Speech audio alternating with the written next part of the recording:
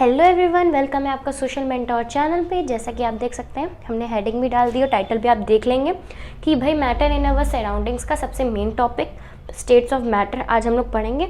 Introduction मैं पिछले video में दे चुकी हूँ जो कि हमारा था लेक्चर नंबर 3। ये है हमारा लेक्चर नंबर 4। लेक्चर नंबर 3 में हम लोगों ने कुछ बातें की थी। क्या थी? हम लोगों ने सिर्फ इंट्रोडक्शन दिया था। इंट्रोडक्शन के बाद ये आपका लेक्चर नंबर 4 है। तो इस लेक्चर नंबर 4 में आज हम स्टेट्स ऑफ मैटर की ही बात करेंगे। जिस किसी ने भी हमारा पिछला जो वीडियो था लेक्चर नंबर 3 और लेक्चर नंबर 2 लेक्चर नंबर 1 नहीं देखे तो प्लीज़ आप उन्हें मेरे डिस्क्रिप्शन में लिंक पड़ा होगा, उससे आप देख सकते हैं। क्योंकि अगर आप वो पढ़ेंगे तो ये वाले वीडियोस आपको आसानी से समझ में आएंगे। और अगर आप देख चुके हैं तो उसकी कोई बात नहीं है, यहाँ से तो हम लोग स्टेट्स ऑफ मैटर को ही पढ़ेंगे।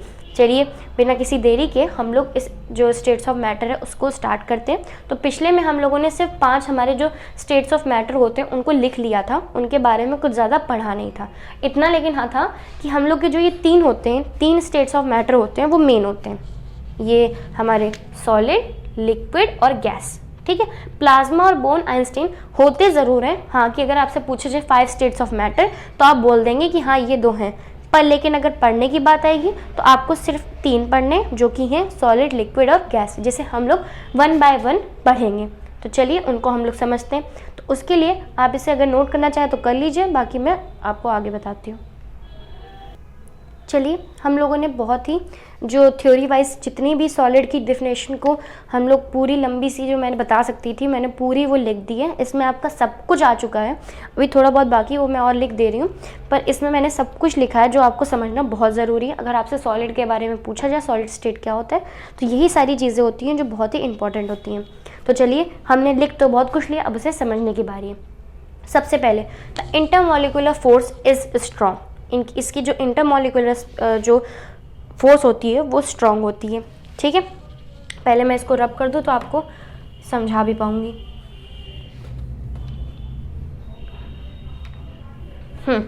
तो अब ये कह रहे हैं the intermolecular force is strong. जो आपकी इंटरमॉलिक्यूलर फोर्स होगी वो स्ट्रॉन्ग होगी, ठीक है। और आगे क्या बोल रहे हैं? So the particles are closely packed in solids. जो पार्टिकल्स होते हैं सॉलिड के वो क्लोजली पैक्ड होते हैं। अब मैंने आपको कहा था, मैंने आपको एक फिगर भी बनवाया था कि जो सॉलिड्स होते हैं उनमें जो मूवमेंट होता है, डिफ्यूजन, हाँ डिफ्यूजन हम लोग पढ़ रहे थे। डिफ्यूजन में हम लोगों ने क्या बात की थी? डिफ्यूजन क्या होता है? डिफ्यूजन होता है मूवमेंट ऑफ पार्टिकल्स, उसकी जो प्रोसेस होती है। लेकिन यहाँ पे तो मूवमेंट ऑफ पार्टिकल्स की जो डिफ्यूजन था सॉलिड में सबसे कम था। क्यों था? क्योंकि वो क्लोजली पैक्ड होते हैं, जो कि मैंने आपको बताया था। और जब वो पैक्ड हैं तो उनके बीच में स्पेस नहीं है, और जब वो स्पेस नहीं ले रहे हैं इसका मतलब कि वो मूव नहीं कर रहे हैं ज़्यादा, तो डिफ्यूजन भी कम था। तो यही चीज़ यहाँ पे बोली गई। सॉलिड की यहाँ पे बेसिक चीज़ें बताई जा रही हैं। तो हम लोगों ने यहाँ पे सॉलिड का कुछ इस तरीके का बनता है, पार्टिकल्स का वो इस तरीके से होते हैं, एक दूसरे से क्लोजली पैक्ड। मैं पिछले वीडियो में भी इस तरीके का फिगर बना चुकी हूँ। अब हम इसे थोड़ा और समझते हैं, इसी से हम लोग सारी चीज़ें समझ जाएंगे। हाँ, अब क्या है? The intermolecular force is strong. Intermolecular force मतलब जो ये अंदर फोर्स लग रही है इसमें, ये बहुत स्ट्रॉन्ग है। क्यों स्ट्रॉन्ग है? क्योंकि जो जितने भी ये पार्टिकल्स हैं वो आपस में इतने क्लोजली जुड़े हुए हैं, तो जो इनकी जो बीच की डिस्टेंस है उसमें जो फोर्स लग रहा है वो बहुत स्ट्रॉन्ग है। मतलब ये 2 पार्टिकल्स कुछ इस तरीके से, मान लो इतनी छोटी सी जगह, तो इनमें जो इंटरमॉलिक्यूलर डिस्टेंस है इसमें जो ये फोर्स यहाँ पे लगेगा, यही बात की थी यहाँ पे भाई फोर्स लग रहा है तभी तो ये दूसरे के अट्रैक्ट हो रही है, इधर आ रहा है, ये इधर आ रहा है। तो इसकी जो डिस्टेंस है इसमें बीच में जो फोर्स लग रहा है वो इतना स्ट्रॉन्ग इसीलिए क्योंकि आपस में इतना क्लोजली पैक्ड है। भाई एक चीज़ हमें समझ में आ गई, चलिए ठीक है। दूसरी है so the particles are closely packed. हम लोग यहाँ ये देख रहे हैं कि ये आप फिगर बना भी लीजिएगा, सॉलिड का है ये, है ना। तो जो आप देखेंगे कि इसको आपकी बुक में भी है, ऐसा नहीं है कि बुक में ना हो, ये आपकी बुक में भी है। तो ये क्लोजली पैक्ड है, ये देखिए ये पैक्ड है ना। एक पूरा जो नहीं कहते आप बॉक्सेस लगाते हैं तो आप इसे कहते हैं हाँ ये क्लोजली पैक्ड है, मतलब ये पूरा बंधा हुआ है। तो ये जो पार्टिकल्स है एक दूसरे से अटैच्ड है, बंधे हुए हैं, तो ये क्लोजली पैक्ड है सॉलिड्स के अंदर, ठीक है।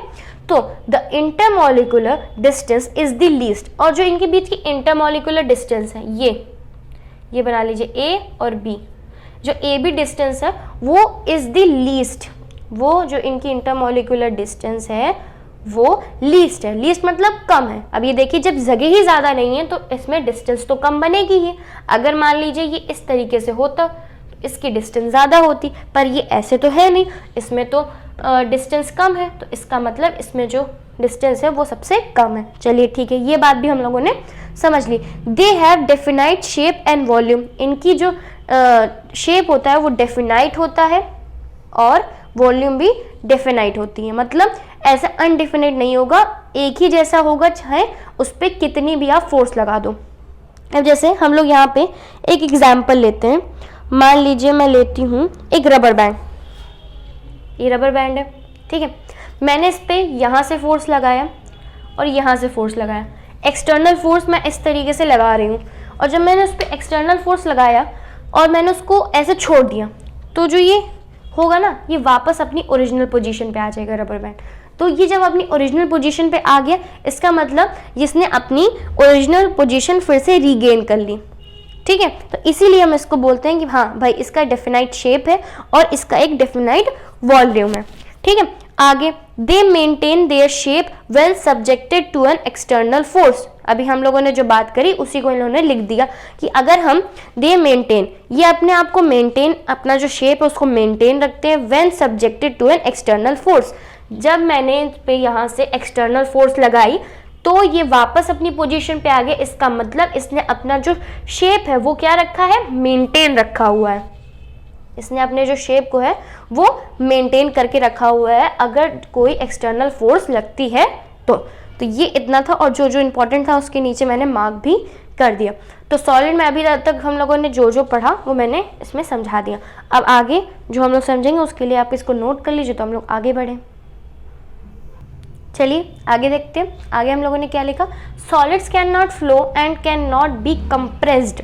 मतलब जो सॉलिड्स होते हैं वो आपके फ्लो नहीं करेंगे और कैन नॉट बी कंप्रेस्ड, मतलब इनके अंदर जो कंप्रेसिबिलिटी कैपेसिटी होती है वो नहीं होती है, मतलब ये कंप्रेस नहीं हो सकते। जैसे कि मैंने एक रबर बैंड का एग्जांपल दिया, आप इसको जितना भी फोर्स लगाओ खींचने की तो ये उतना शेप चेंज नहीं करते, इसका मतलब ये कंप्रेस नहीं हो रहा है। और सॉलिड्स कैन नॉट फ्लो, ये फ्लो भी नहीं करते क्योंकि ये इनका एक फिक्स्ड होता है शेप, मतलब ये अपना ये शेप जो है वो छोड़ते नहीं हैं। तो इसके इजीली इनको रिजिड भी कहा जाता है। सॉलिड के ऊपर आप लिख सकते हैं रिजिड, इनके रिजिड शेप्स होते हैं। रिजिड क्यों, ऐसी बॉडी, रिजिड बॉडी ये जो अपनी शेप कभी ना चेंज करे, ठीक है, उसको हम लोग बोलते हैं। तो इसके ऊपर आप रिजिड शेप भी डाल सकते हैं। तो ये बात हो गई। और हाँ आगे, they have a high density, इनकी जो डेंसिटी होती है वो बहुत ज़्यादा होती है। क्यों भाई, क्योंकि इनके शेप्स, इनके अगर आप इन्हें तोड़ने की कोशिश करेंगे तो इसका मतलब इसमें बहुत ताकत लगा रहे हो तो इसमें डेंसिटी भी ज़्यादा लगेगी। अब ये सॉलिड है, अब ये मार्कर आप देख सकते हैं, इसको मैं लगाऊंगी ताकत तो अपनी पूरी फोर्स लगा रही हूँ, तो इसमें मैं कितनी ज़्यादा फोर्स लगा रही हूँ, इसी वजह से इसमें डेंसिटी भी ज़्यादा है क्योंकि ये क्या है, सॉलिड है, ठीक है। तो इतना था हम लोग का सॉलिड के बारे में। सॉलिड के बारे में हम लोगों ने क्या क्या पढ़ा वो एक बार रिवाइज कर लेते क्विकली। सबसे पहले इनका इंटरमॉलिक्यूलर फोर्स क्या होता है, स्ट्रॉन्ग होता है, ठीक है। और डिस्टेंस लीस्ट, ठीक, डिस्टेंस लीस्ट होती है और फोर्स जो होता है वो ज़्यादा लगता है। हाई डेंसिटी होती, कंप्रेस नहीं होते हैं, फ्लो नहीं करते हैं। दूसरा वो अपने इंटरमॉलिक्यूलर डिस्टेंस उनकी कम होती है जो हम लोग। चलिए सॉलिड स्टेट आज हम लोगों ने पढ़ लिया, मतलब सॉलिड स्टेट क्या होता है। जो अगले वीडियो में हम लोगों ने लिक्विड और गैस की बात करेंगे, गैसीय स्टेट की। सॉलिड स्टेट के बारे में इतना ही था जो हम लोग को समझना था, वो हम लोगों ने समझ लिया। फिगर में आप ये बना लीजिएगा, जो नोट्स मैंने लिखवाए हैं प्लीज़ आप उन्हें लिख लीजिए, तो उससे आपको बहुत हेल्प मिलेगी। चलिए अगर आपको वीडियो अच्छी लगी तो प्लीज़ इसे लाइक कर दीजिएगा, शेयर कर दीजिएगा, सब्सक्राइब कर लीजिएगा और मिलते हैं नेक्स्ट वीडियो में। तब तक के लिए bye, thanks for watching, bye bye.